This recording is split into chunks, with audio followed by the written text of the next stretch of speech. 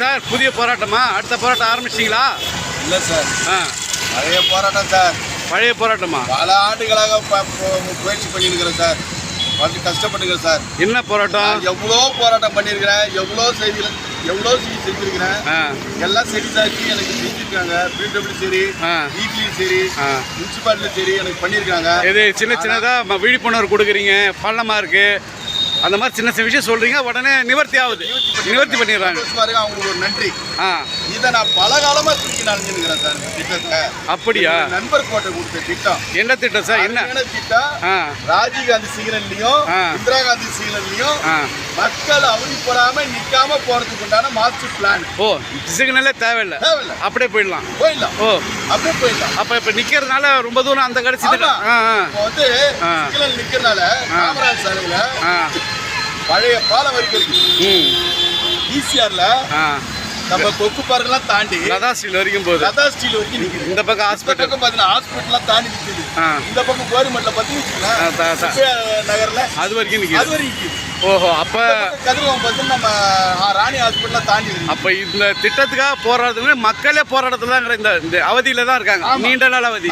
இதுக்கு ஒரு விமர்சனம் வச்சிருக்கீங்க. இதுக்கு ஒரு விமர்சனம், இதுக்கு ஒரு தீர்வு. இதை நான் பல ஆண்டு காலமா எல்லா டிபார்ட்மெண்ட்லையும் கொண்டு போய் காமிச்சிட்டேன். இதுக்கான எதுவும் செஞ்சு சாய்க்கல. ஏன்னா இது என்னன்னு தெரியல. ஆனா நல்ல திட்டம். இதை போட்டுட்டு வச்சுக்கோங்க, பாலமே தேவையில்லை. ஓ, பாலம் தேவையில்லை. ஐயோ, 40 கோடி எவ்வளவு பண்ணி திட்டம்? எத்தனை? 400 கோடியா? தெரியல சொல்லக்கூடாது. சரி, எவ்வளவு ரூபா தெரியல. இப்ப எதுக்காக இதை நான் பண்ணிருக்கேன்னா, நாளைக்கு அமித்ஷா வராரு. ஆமா, பவர்ஃபுல்லான ஆளு. இங்கதான் வந்து பவரான மேலிடத்துல யார் சொன்னா கேட்பாங்களா உடனே? மேலிடம் சொன்னா. ஆமா. ஓ, அப்ப நீங்க கீழிடமா? மக்கள்லாம் கீழிடம். ஆமா, மக்களால் தான் தேர்ந்தெடுக்கப்படுறாங்க. ஆனா மக்கள் கீழிடம், அவங்க மேலிடம். சரி, பரவாயில்ல. அவங்க கிட்ட சொன்னா மேலிடத்துல சொன்னா உடனே இதை வந்து நிவர்த்தி பண்ணுவாங்கன்னு தான் இந்த ஒரு இது கோரிக்கை வைக்கிறேன். கோரிக்கை மட்டும் இல்ல, அமித்ஷா முகத்துல அவருக்கு தெரியணுன்றதுக்காக இதை நான் வந்து தெரியப்படுத்துறேன். இதை கட்டிட்டு வச்சீங்கன்னா பாலம் தேவையில்ல. சப்போஸ் இல்ல இதெல்லாம் பண்ணாக்கா மறுபடியும் பழையபடி தான் நெருக்கடி வரும்னாக்கா நான் ஒரே ஒரு இது சொல்றேன். சிங்கிள் தூணு மெட்ராஸ், கோயம்புத்தூர், திருச்சி, மதுரை இந்த இடத்துல போட்டிருக்காங்க. சிங்கிள் தூண்ல பாலம் போடுறதா இருந்தா சிவாஜி சிலையில இருந்து நம்ம அரியாங்குப்பம் பாலம் வரைக்கும் போட்டாக்கா தொலைநோக்கு சிந்தனை. இது ஒரு 50-60 வருஷத்துக்கு நம்ம வந்து போக்குவரத்து நெரிசலே இல்லாம சுத்தமா இதுவாயிடும்.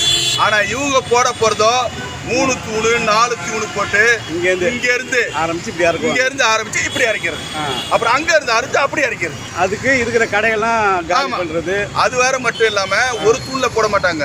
இவங்க போறது எல்லாம் டபுள் தூணு. இது குறுக்க வர தூணு சொல்றீங்களா? ஆமா, குறுக்க வர கீழே வர தூணு இப்படி வந்துடும். சரி சரி. அதாவது குறுக்க, அதாவது வந்து கீழே இருக்கிற வியாபாரிகளுடைய எல்லாருடைய வாழ்வாதாரம் கெட்டுரும். குறுக்க போட்டுறாங்க 3 தூணை. அப்பதான் நிக்குமா பாலம். ஏன் இன்னைக்கு டெக்னாலஜி தான் வளர்ந்துச்சு. அழகா ஒத்த தூணா ஒரு தூணா அடிக்கிட்டே போறாங்க, பெரிய பெரிய தூணா வச்சு. இங்க அப்படிதான் கட்டுவோம். ஏன்னா இதுக்கு முன்னாடி 100 ரோட்டை கட்டிருக்கோம், அருமாத்துப்பத்துல கட்டிருக்கோம். இங்க 3 தூண் 4 தூணு.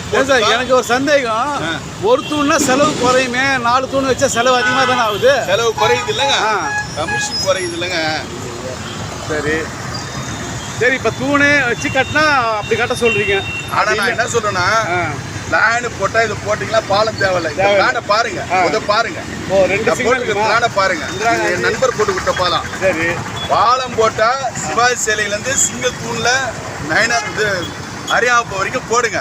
அதே மாதிரி கோரிமோட் சேர்ந்து தூணு போட்டு இவங்க ஜாயின் பண்றீங்க.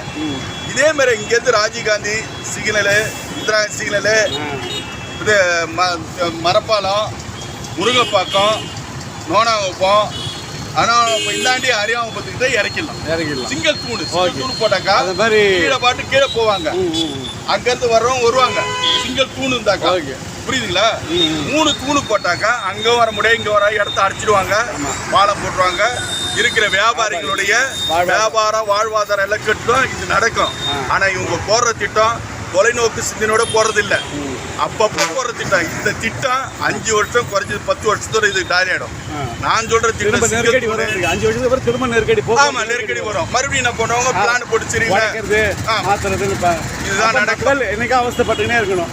ஆமா, சுதந்திரம் அவங்கள வந்து சௌரியமா வாழ விடுறதுக்கு பட்ட மாட்டாங்க. ஏன்னா சௌரியமா வாழ விட்டாக்கா அவங்கள மறந்துடுவாங்க, அரசியல்வாதிய அரசாங்க அதிகாரி மறந்துடுவாங்க.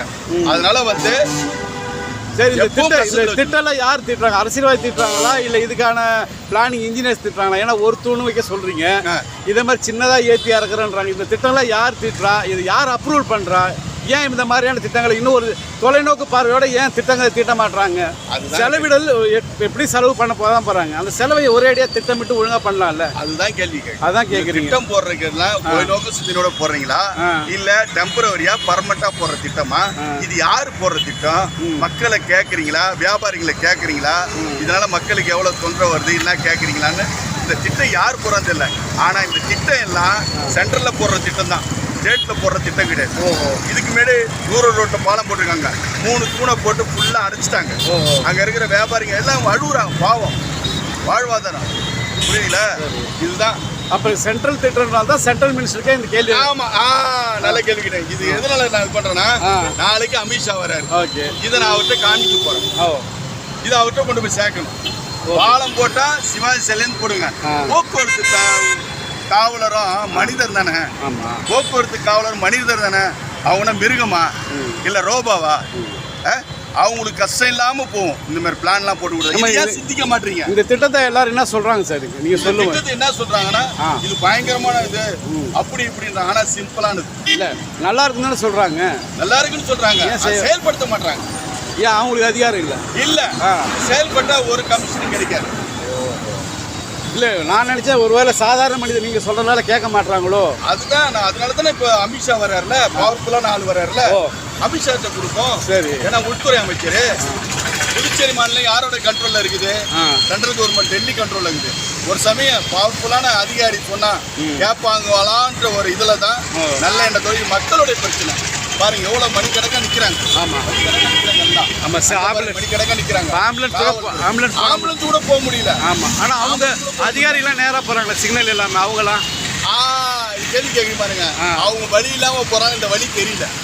அவங்களும் நின்று போனா வச்சுக்கோங்க, விஐபி பெரிய பெரிய மந்திரி எம்எல்ஏ எல்லாம் நிக்கிறது கிடையாது. நிக்கிறது சிக்னல் நிக்க மாட்டாங்க. ஏன்? அவங்க மக்கள் வேலைக்கு சீக்கிரமா போய் இந்த பால வேலையை பார்ப்பாங்களோ? அது தெரியல. ஏன்னா மக்கள் சேவத்துக்கு போறாங்க, வேகமா போறாங்க. வேற என்ன தேவை? நன்றி நன்றி நன்றி சார், நன்றி சார்.